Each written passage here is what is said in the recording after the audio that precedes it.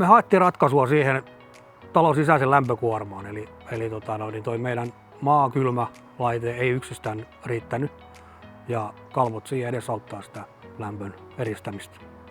Ei ollut oikeastaan muita vaihtoehtoja kuin kalvot, että se niinku, miten mä sanoisin, ei ainakaan niinku minkäännäköisiä tarjouksia ei kyselty, niin tiedän kuitenkin mikä hintaluokka tuommoisessa kylmäkoneessa on, niin niiden asentamiseen niin kyllä ne huomattavasti arvokkaammat on kuin kalvon laittaminen. Ja niistä on niin paljon positiivista palautetta tullut kalvoista, että se johti siihen, että mekin valitsimme Kalvotalon kalvot. Kalvotalo löytyy meidän tuttavan kautta ja hänellä oli hyviä kokemuksia, hän kertoi niistä ja sitten me hetken mietittiin, niin ajateltiin kanssa koittaa ja lähdettiin tuosta terassista 2 tekemään. Tulos oli niin hyvä, että se vuosi sen jälkeen niin sitten tuli myös ikkunoihin.